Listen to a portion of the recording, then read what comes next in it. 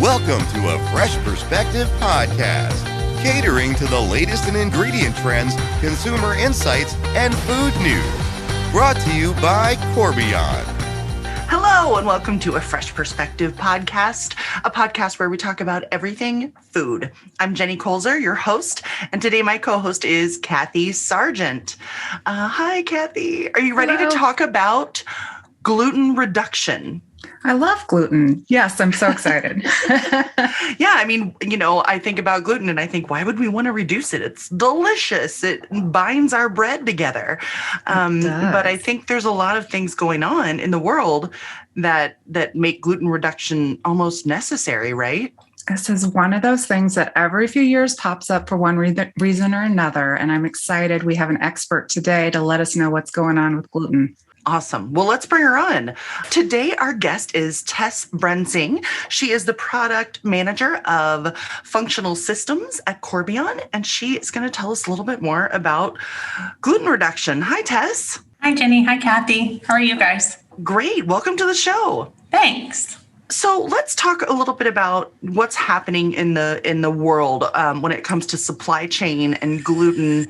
Can you give us just kind of a quick overview of what's happening right now? Sure. So as many bakers are feeling right now, there's a lot of pressure on most raw materials, but especially related to vital wheat gluten. And we're just hearing it across the board from customers and across industry magazines that, vital wheat gluten is in short supply, and we need to come up with solutions to solve for that, to help our customers be able to make fantastic bread, high quality bread. Tell me what vital wheat gluten is. So a lot of times it's just talked about as gluten, but I guess the vital wheat is to talk about the activity of it, that it's still a functional protein. The wheat gluten has been separated from the starch. So take flour, separate it out, you end up with gluten. It's still that component that you would get from flour. It's just isolated so that you're able to add it back in and increase the overall flour protein that's in there. So same type of thing, it's just adding it in as its own ingredient rather than as flour. Such a good point, because yes, all wheat-based bread flours and so forth have gluten in it, but it's such an important part of the functionality of flour that they add more in. So can you tell us more about kind of what it does and why it's so important, why people keep wanting more and more protein in the bread? Right. So when you think about what makes bread, it's the extensibility, it's the elasticity of that gluten matrix that really gives us the texture that we want. And I say bread, but really I'm meaning pizza crust, I'm meaning the rollability of tortilla shells. All of those bakery types of products rely on gluten to get that functionality. And that's why in products where gluten isn't there, it's not going to have exactly that same, or it's very, very hard to replicate that same texture that you get from the extensibility and elasticity of gluten. That's what makes bread, the chewiness of a bagel, the softness of a donut. Those kinds of things are all reliant on that flour and the gluten protein that's present there. It's that wonderful sponge and that springiness that we love. Right. Awesome. Today we're talking about reducing gluten. And so my first thought is, okay, so since there's, people are having a hard time getting enough of the vital wheat gluten, why I know we need it, but why do we need to replace it? Like, why can't we just remove the specific amount that we can't get? And so what's the point of replacing it? Right. So I would say that, you can make bread without adding vital wheat gluten on it. You can do a longer fermentation. You can have your process adjusted. Your operations can slow down their pieces of equipment. Those kinds of things can make high quality bread without adding vital wheat gluten on it. That being said, most production facilities are designed to produce bread quickly. They have yield standards that they're trying to meet. They're trying to have some less reliance on highly technical skill level of knowing when that dough is perfectly developed and is going to work in the plant. So adding in that tolerance by being able to supplement with vital wheat gluten really gives the customers more flexibility in their process. They're less reliant on everything working perfectly. They have a little more tolerance built in, so they can make adjustments and be able to produce a lot of bread as they need to. That seems really important and something that's really in demand to be consistent. Yeah. So can you tell us a bit more? You touched on kind of what disrupted the supply to begin with. Is this something that we expect to last for a while, or is it going to come back? So as you mentioned, I think the gluten supply is somewhat cyclical, and that goes along with what Mother Nature gives us for the wheat crop supply. Unfortunately, the bakers feel that often of the flour that we get each year is sometimes there's not the high protein, perfect flour out there. So we've got to make the most of the crop that's available.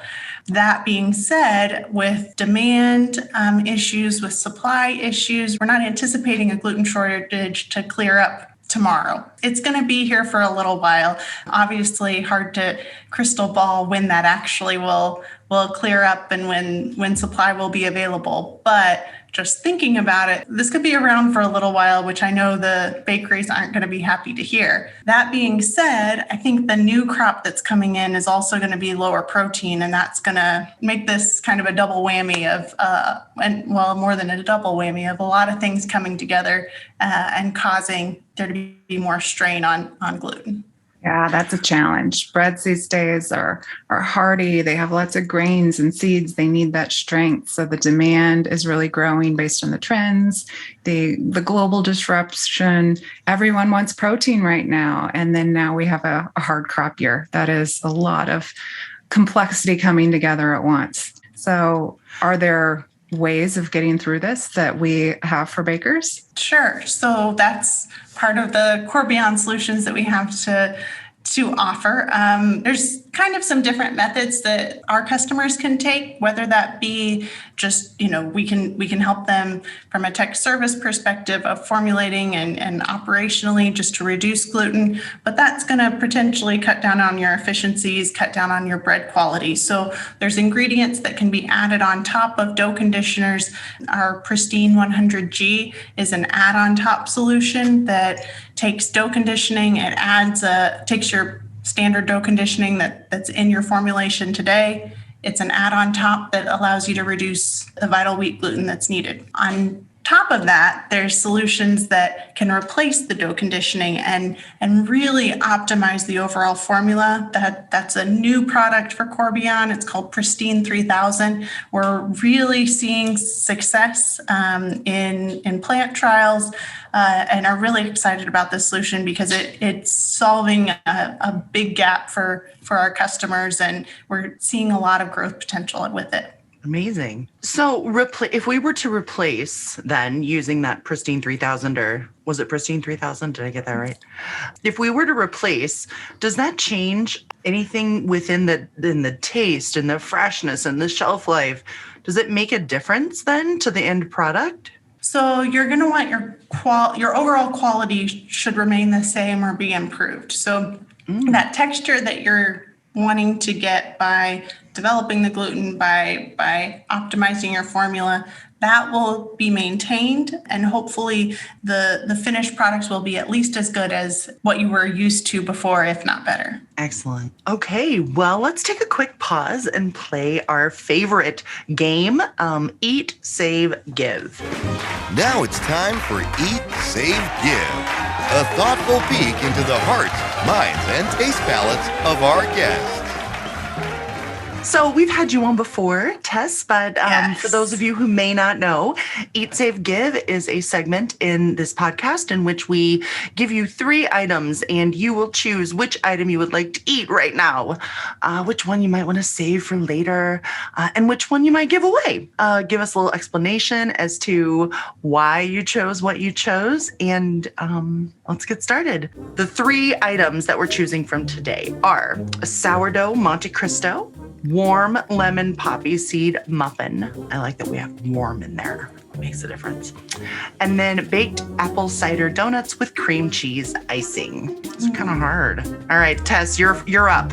Okay, those are some good choices. I would say for eat right now would be the donut. An apple cider donut would be hard to pass up. Although I'm not that big of a cream cheese frosting fan. I could have left that part out. Just the donut. Just give me the donut.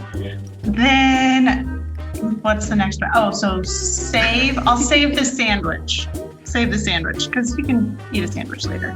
Yeah, totally. And I like a Monte Cristo. And then give the poppy seed. I'm not a big lemon poppy seed fan. Not a big muffin fan. Like that one's easy. Somebody else take it. I'll give it to my kid. There you go. I am in the same boat, but for totally different reasons, because you had me at cream cheese. That is exactly why I'm in on that donut. Add cream cheese to something, it's going to be better. Yeah. This is what I know about.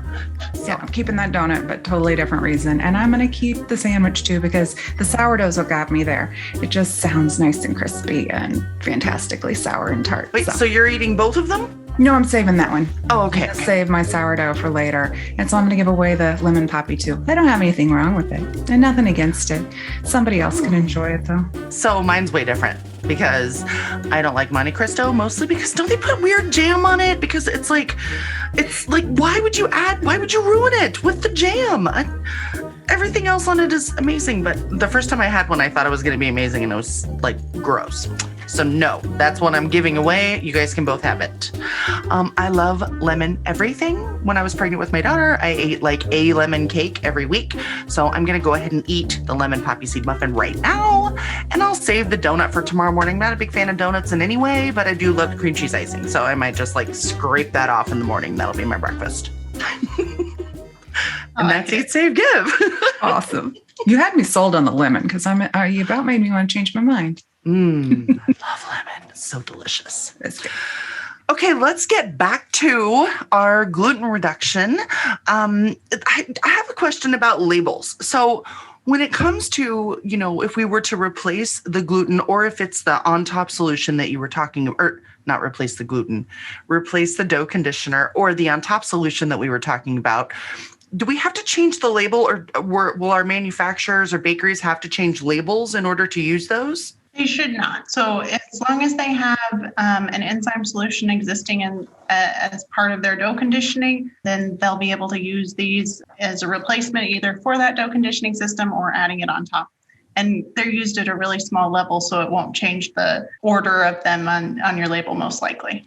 Oh, that's really nice. That would be the one thing that would make me hesitate, right? I have to change a bunch of things within my product. Yeah, I was wondering that too, because, gluten being part of flour and a protein seems so label friendly and on trend. So it sounds like the entire pristine solutions that you're looking at are enzyme only, or is there anything else included? No, these would be enzyme only solutions. Okay. Yep. So very clean label, able to work really well with whatever else is in the ingredient deck. So if I'm just going to do a little hypothetical here. So if you're a bakery owner and you start thinking about, okay, how can I make sure that my supply of vital wheat gluten is always the same, or that I can get the right amount every year, or that my costs are going to stay the same? When it comes to the market, it sounds like, you can't, it all has to do with the crops. It has to do with the sunlight and the rain and those kinds of things. So if you were the baker, would you decide then to just always replace it and stop relying on those kinds of things? Or, just in order to get that steady kind of reliability?